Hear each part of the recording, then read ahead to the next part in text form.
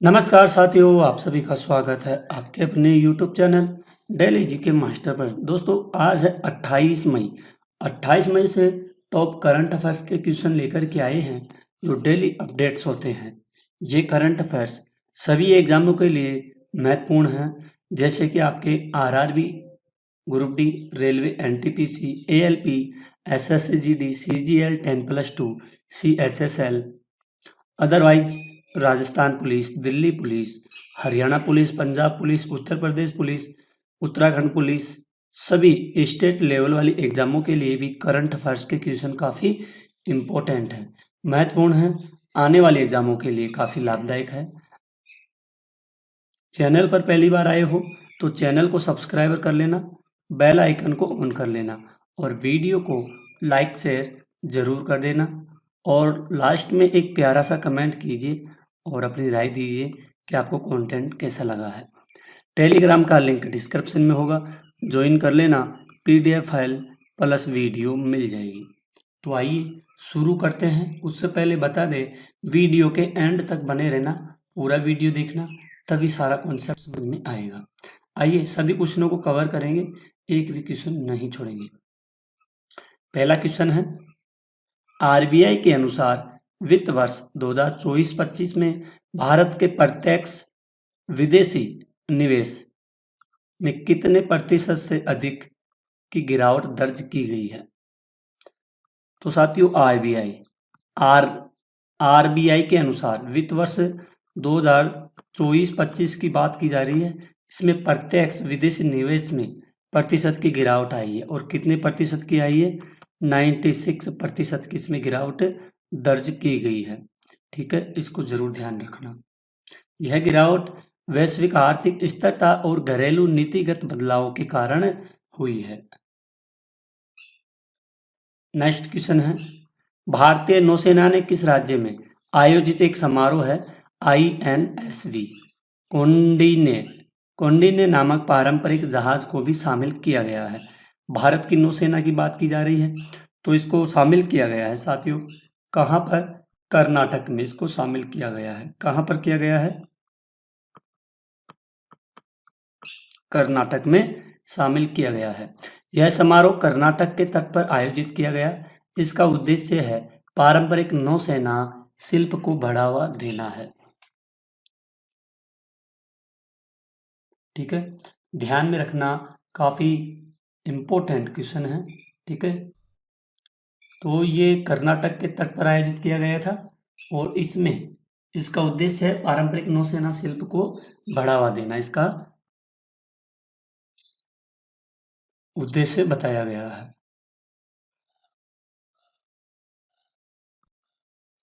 हाल ही में किस देश के याला ग्लेशियर को एशिया का पहला मर्द ग्लेशियर घोषित किया गया है? कौन सा ग्लेशियर है? याला ग्लेशियर।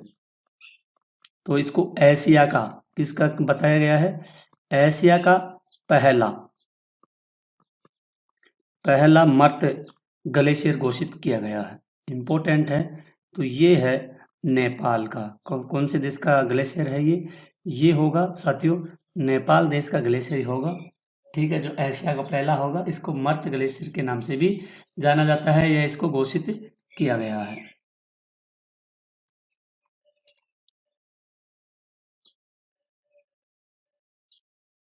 ठीक है, आइए अगले क्वेश्चन की ओर बढ़ते हैं।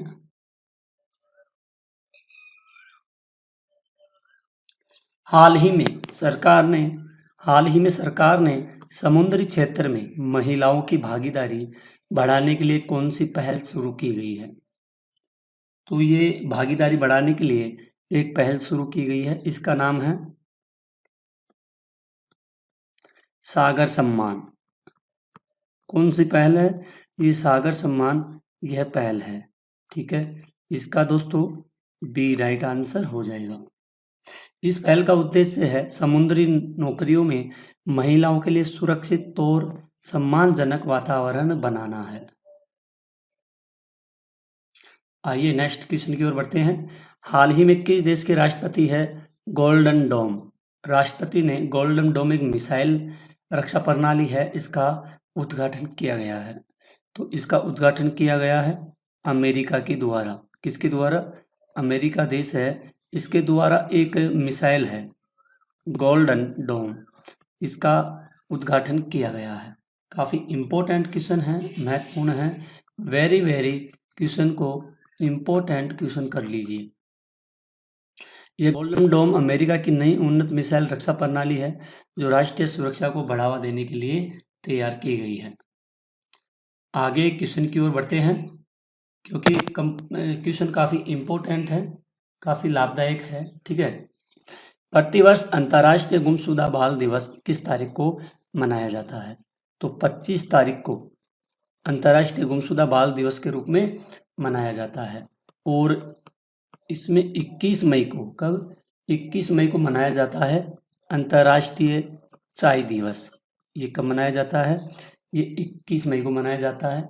और हाल ही में मिजोरम राज्य है साथियों, कौन सा? मिजोरम। जो मिजोरम राज्य है यह पहला पूर्ण साक्षर राज्य बना है। क्या बना है?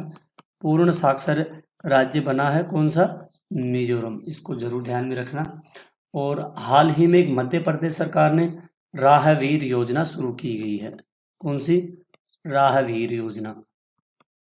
मध्य प्रदेश सरकार ने इसको मंजूरी दे दी है। ठीक है, आगे बढ़ते हैं।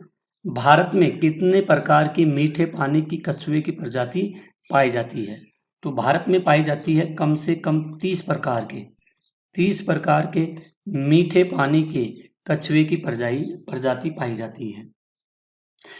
इसमें भारत में लगभग 30 प्रकार के होते हैं मीठे पानी की प्रजाति, जो पारिस्थितिकी तंत्र में महत्वपूर्ण भूमिका भी निभाती है। ये आगे बढ़ते हैं। प्रधानमंत्री 27 मई 2025 को भारतीय रेलवे लोकोमोटिव संयंत्र का उद्घाटन किस स्थान पर करेंगे? तो मोदी जी के द्वारा किया जाएगा। भारत के पीएम हैं। कौन है? भारत के पीएम हैं। और 27 मई को होगा भारतीय रेलवे लोकोमोटिव का संयंत्र का उद्घाटन। और ये कहाँ पर किया जाएगा? ये होगा गुजरात में किया जाएगा। ध्यान में रखना इसको। ठीक है, यह संयंत्र दाहोद गुजरात में स्थित है और यह भारत में रेल निर्माण को आत्मनिर्भरता बनाएगा। नेक्स्ट क्वेश्चन है, हाल ही में प्रधानमंत्री ने नीति आयोग की कौन सी गवर्निंग काउंसिलिंग की बैठक की अध्यक्षता की है? तो ये बैठक की अध्यक्षता की गई है 10th की बैठक की व्यवस्था की गई है। ठीक है, और 10वीं बैठक में राज्यों और केंद्र शासित प्रदेशों को बीच बेहतर समन्वय की बात भी की गई है। नेक्स्ट क्वेश्चन है, वर्ष 2025 में नीति आयोग की बैठक का विषय क्या था? तो इसकी बैठक का विषय था विकसित भारत @ 2047 के लिए विकसित राज्य, यानी कि development state for developed India @2047। बैठक का मुख्य उद्देश्य है भूमिका को, जो राज्य की भूमिका है उसको 2047 तक भारत को विकसित राष्ट्र बनाने के लिए मजबूत करना है। अगला क्वेश्चन है, क्वेश्चन इंपॉर्टेंट है, ध्यान में रखना। क्वेश्चन है, कौशल विकास को प्रोत्साहित करने हेतु भारत सरकार ने कितने करोड़ रुपए की योजना को मंजूरी दी है? तो भारत सरकार ने दी है 60,000 करोड़ रुपए की ये मंजूरी दी गई है। किसके लिए? प्रोत्साहित, कौशल विकास को प्रोत्साहित करने के लिए भारत सरकार ने। ठीक है, नेक्स्ट क्वेश्चन है, केंद्रीय मंत्री शिवराज सिंह चौहान हैं, इनके नेतृत्व में विकसित कृषि संकल्प अभियान लगभग कितने जिलों में आयोजित किया जाएगा? ये लगभग होंगे साथियों 700 जिलों में। कितने जिलों में? 700 जिलों में ये संकल्प अभियान है, लगभग 700 जिलों में इनको विकसित किया जाएगा। ठीक है, और इससे सभी जिलों में कृषि नवाचार विकास को गति देना उचित होगा। अगला है, पृथ्वी विज्ञान मंत्रालय ने किस राज्य में सागर भवन और पोलर भवन का उद्घाटन किया गया है? ठीक है, और ये उद्घाटन किया गया है कहाँ पर किया गया है? गोवा में। ठीक है, इंपॉर्टेंट है। ये गोवा का एक भवन समुद्री अनुसंधान ध्रुवीय क्षेत्रों के अध्ययन को बढ़ावा देने के लिए बनाए गए हैं। भारत का लक्ष्य है 2030 तक की कितनी मिलियन टन हरित हाइड्रोजन उत्पादन क्षमता को स्थापित करना है। तो ये होगा 5 मिलियन 5 मिलियन टन की कैपेसिटी रखी गई है इसकी, ठीक है, ग्रीन हाइड्रोजन प्रोडक्ट की। भारत ग्रीन एनर्जी की दिशा में अग्रसर है और यह लक्ष्य नेशनल ग्रीन हाइड्रोजन मिशन के तहत रखा गया है।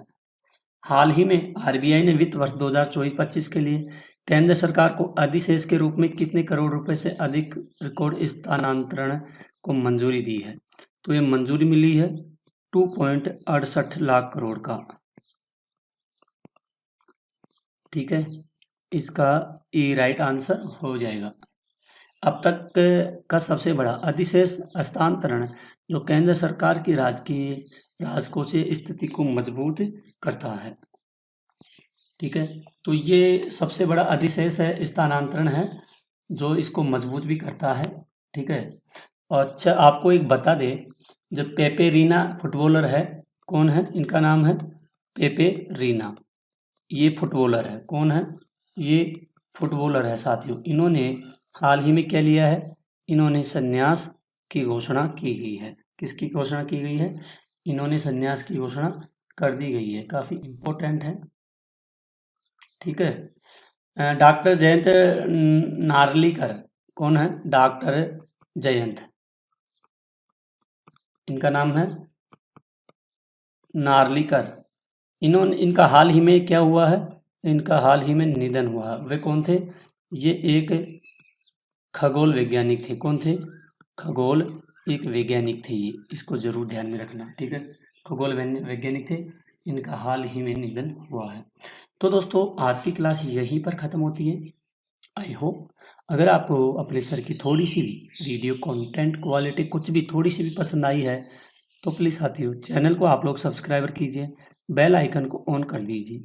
डेली बताने से साथियों कुछ नहीं होता, आप खुद सब समझदार हो। ये आपका हमारा नहीं है, ये आपका यूट्यूब चैनल है। जो हम क्वालिटी कंटेंट वाली वीडियो लेकर के आते हैं एजुकेशन की, वो आप ही के जीवन के लिए लेकर के आते हैं, कुछ पढ़े आगे बढ़े। तो साथियों सपोर्ट कीजिए, ठीक है। आज के लिए इतना ही, मिलते हैं एक और अगली न्यू क्लास में, तब तक के लिए धन्यवाद। जय हिंद, जय भारत।